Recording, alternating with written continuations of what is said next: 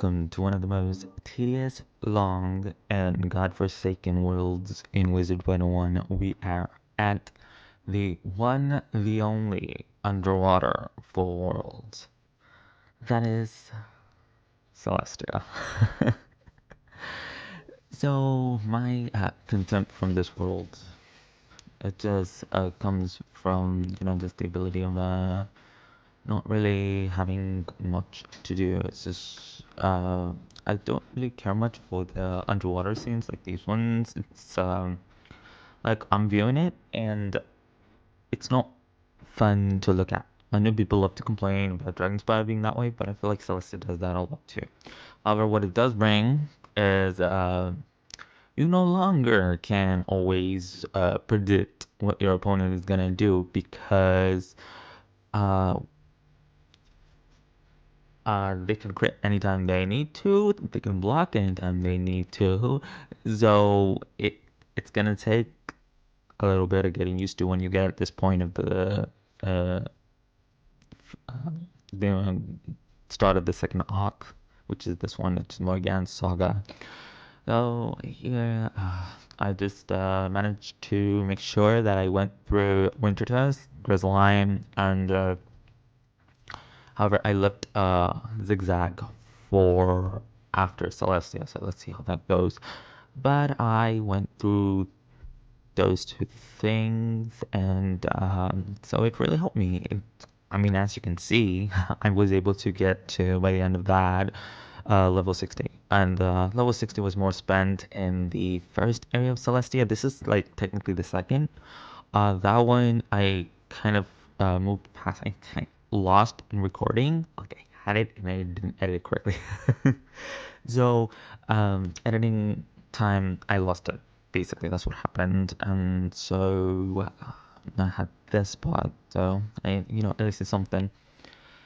And in order to understand this world, it's very similar to Dragonspire in another way. Is that they foolishly summon the Storm Titan to battle against Morgant's forces, who is the second arc villain. So uh, it actually ends up not really in their favor, as you can see. Their whole population and architecture and magic system and all this was drowned. Dragonspire was burnt, and this world was drowned. So it's actually quite interesting to come to this world after also making sure that the frost giant sleeps. So Grizzleheim and Wintertide doesn't end up, having that occur. They are gonna have Ice Age. This one had a pretty good age of its own. So yeah, this part of it was something like I let go of so much in this specific part because it was just way too much. It was way too much if I'm being honest, because you constantly had to fight these other small enemies like the fish things and these folks, and it was continuous in that. It was continuous in that, and continuous in the fact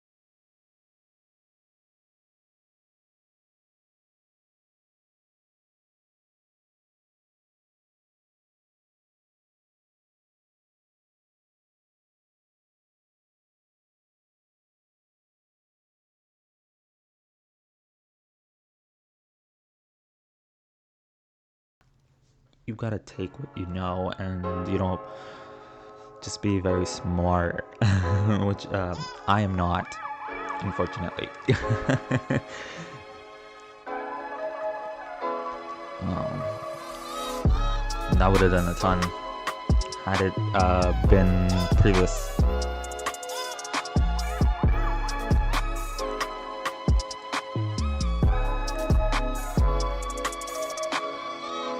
And then there goes Calypso again, critting. Maybe I should be glad that she did that attack instead of using something better. Let's see. Oh my lord. Really trying to make a demise out of us. She's using her tail.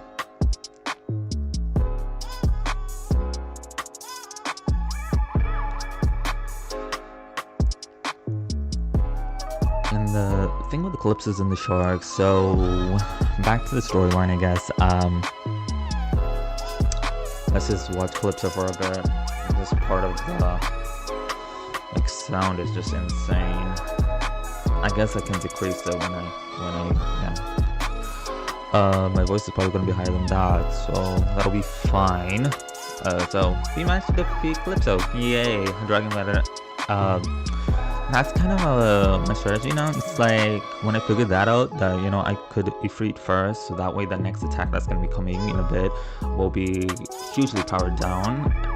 It's faster to do it like that, or whichever one I find. If I find Ifrit first, or if I find Dragon first, and then basically.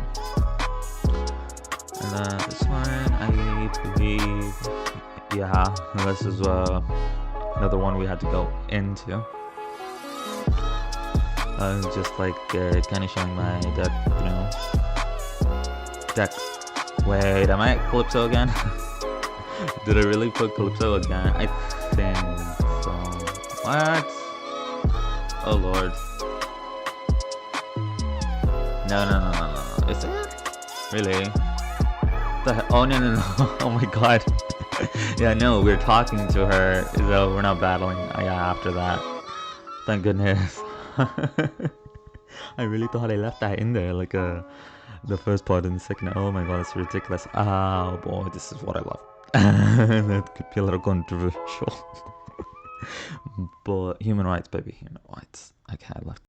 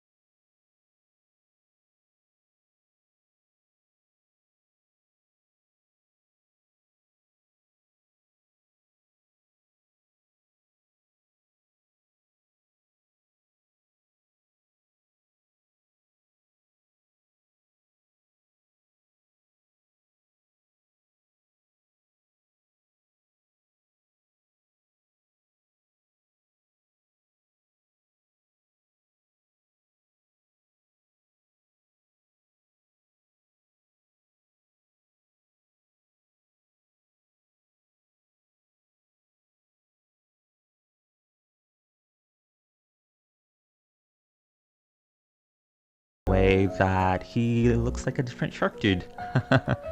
Looks like a different cutthroat. I had there's so many creatures within both games that I just don't put two and two together a lot of the time. Is that in Pirate they are cutthroats and they basically got their models from Celestia, so that's one thing. More so. See? Critting like a monster, but luckily it doesn't do as much as I could have in the past before they finally added gold difference to this game after such a long while. I will always bitch about that. Yes, I will. Alright, okay.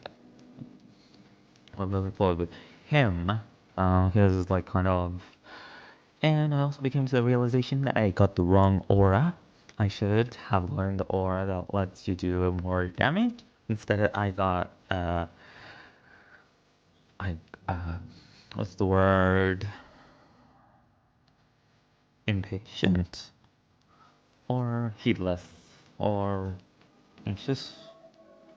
Impatience. Yes, there we go. Impatience.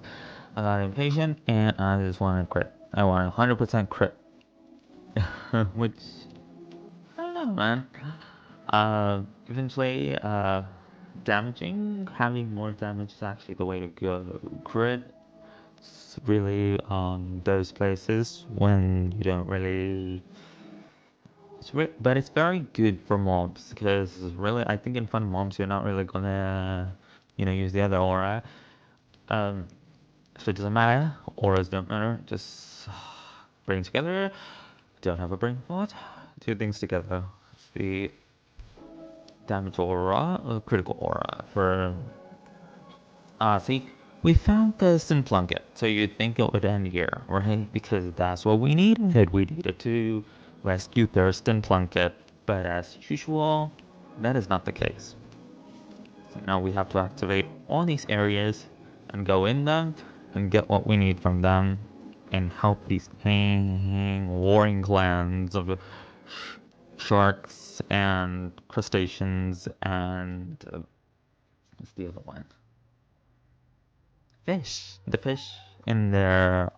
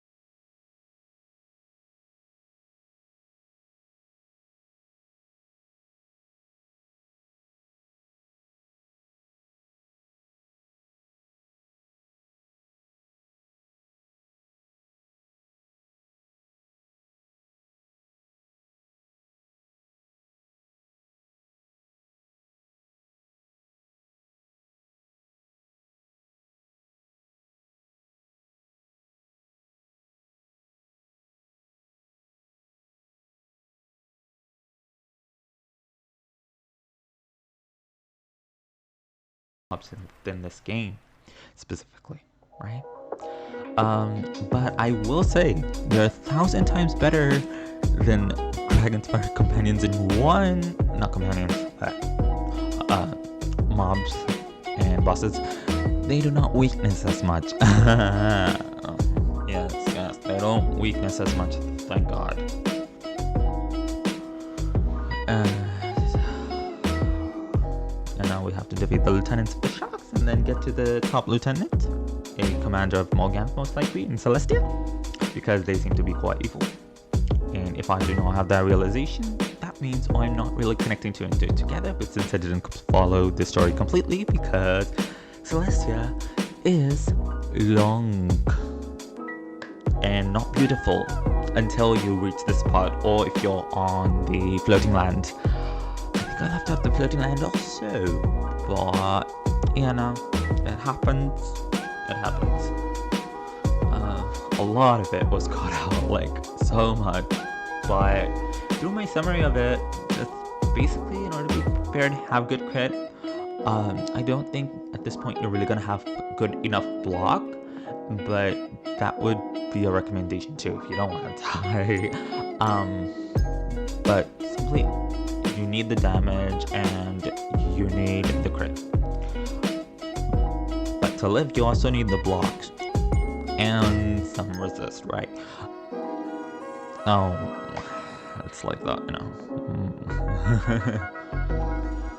And this was a full team, so it was eventful in that way that I didn't have to do everything alone. But also about doing everything alone or not doing everything alone.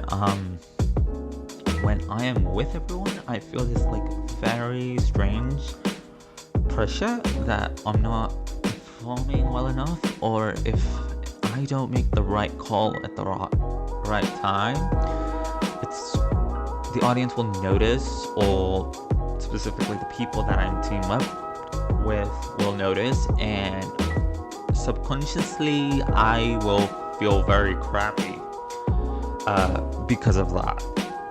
And it's kind of just a thing that I have to understand that I need to let go, but I don't. But I should, but I don't. And and I guess that's probably another reason why so much of it got like caught out, and I wasn't able to go through it correctly. Oh yeah, I forgot one major thing. Yeah, okay.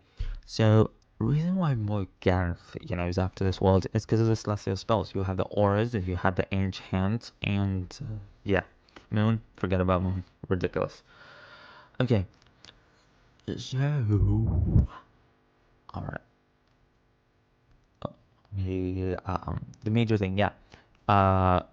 Before you enter this world, like any way that you can get the auras. I mean, not actually that too, but the most important part of the enchants.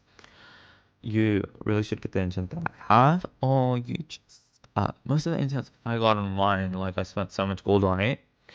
I got it through the Archivist, and that one is in the Stellarium, where a lot of these guys are, and then that's usually the first portion that you go in there, and I don't have that footage either, unfortunately.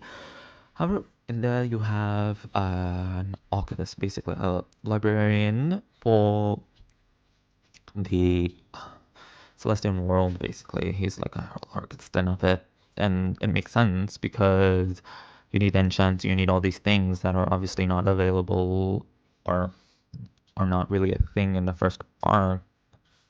Obviously now they're available, but if you were playing it at the time, it wouldn't be available.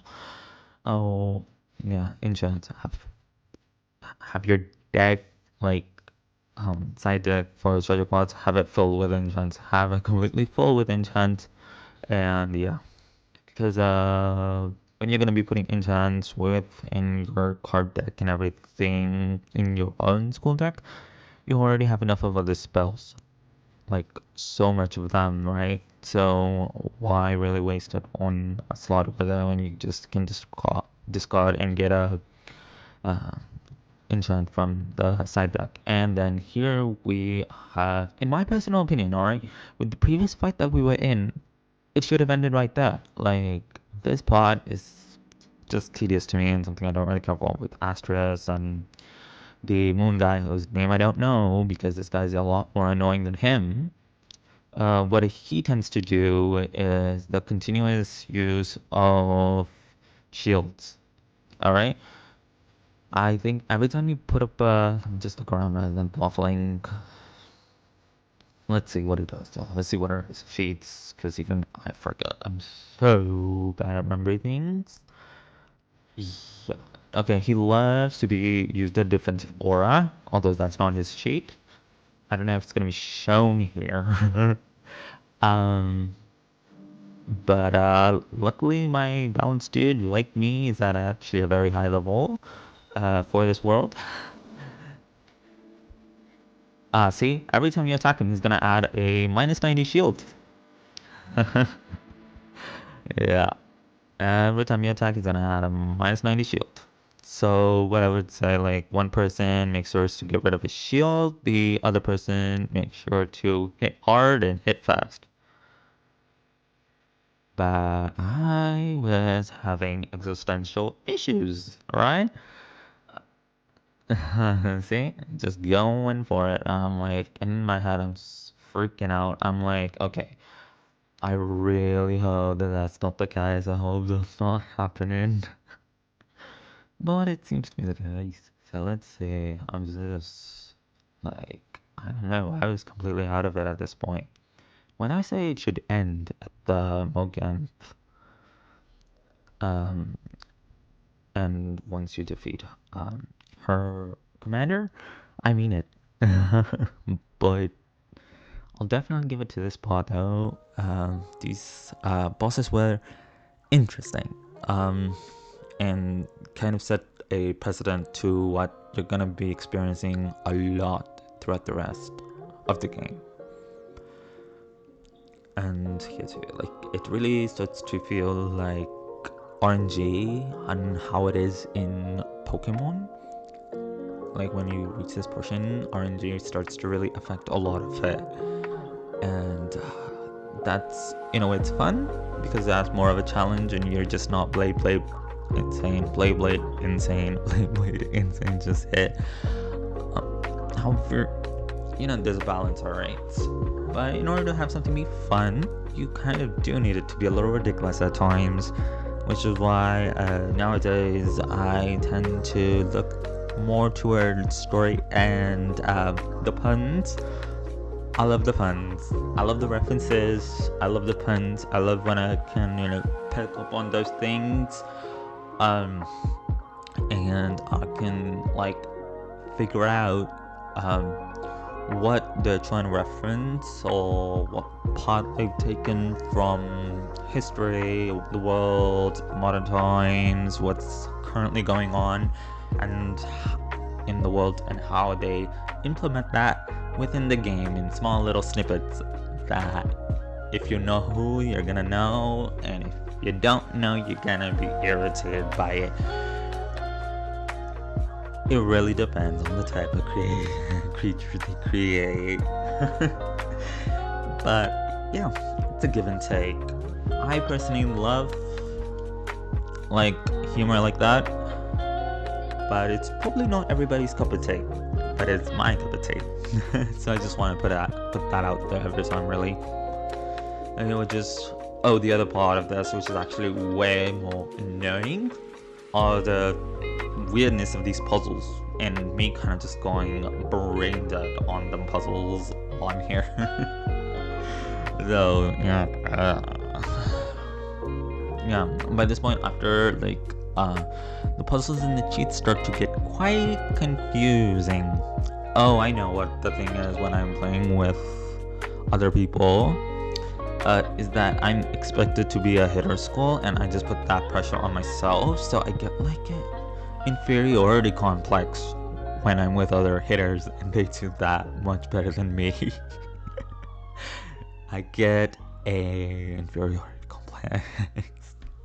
Whoa, I have reached a point where I finally managed to understand what it was. Quite. Well, that's nice. And then after this dude, he is actually super easy. Just watch.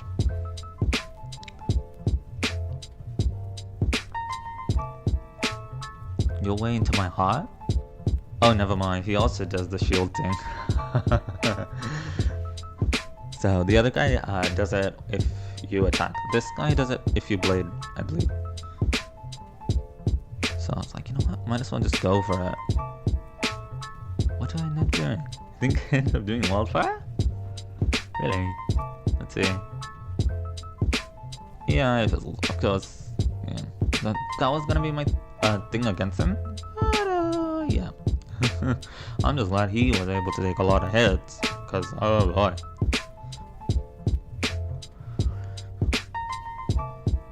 But one thing I'm glad I never expected for him is that constantly wanting to blame me or whatever. You have charmed your way. No, actually, you have to use a charm. I guess it's not exactly exact. But yeah. Yeah, in order to get rid of his shield, you have to use a charm and attack on the same thing. I think if you do it at once, or like do one thing only and the other thing you don't do, it activates his cheat. It's very confusing. Like for me, I'm just like, I get reinforced or whatever, but even when I was doing it, it wasn't really making sense either. So even if it doesn't make complete sense now, yeah. My lord. Oh boy. Okay, and I'm just like trying to solve the puzzle. Yeah, this isn't really indicative of the ones that we had to do beforehand, but it was quite a thing, you know?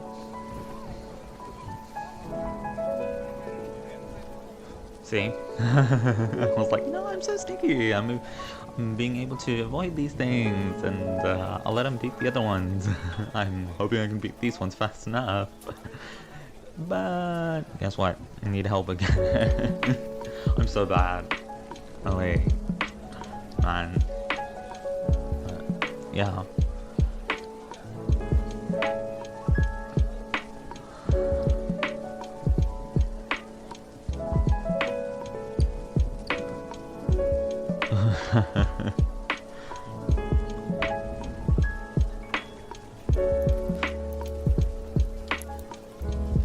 Treasure. Tons of... Yeah, there we go. And then from here... Yeah, come on. Yeah, we're just like, I don't have patience for that. Drawing them. Yeah. But she is the worst. She doesn't make any sense. She has no reason to be here. She's just a symbolic, I guess, last minute addition maybe. Hoping. Like, they have one guy who's supposed to represent the Star Squall. So you beat Astrius first. Then you have someone to represent the Moon Squall. So you defeat the other guy. And then you have someone to represent the Sun Squall. So you have Mithraia. Oh, yeah. Let's see. Yeah, I think Valkyrie just does it so well. Everything. Finally accepts my ability to sit on the sidelines and help him. Nice.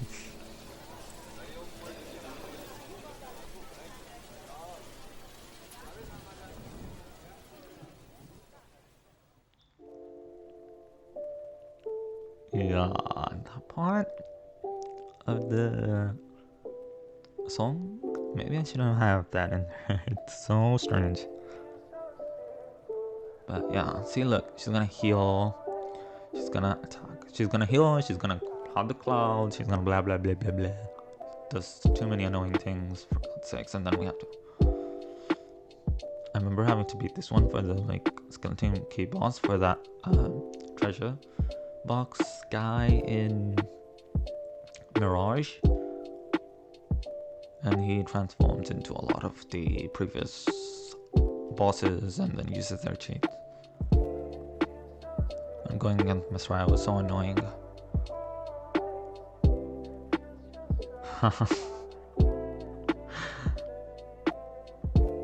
Too much. Yeah, there you go. This game feels too much like Pokemon. too much RNG.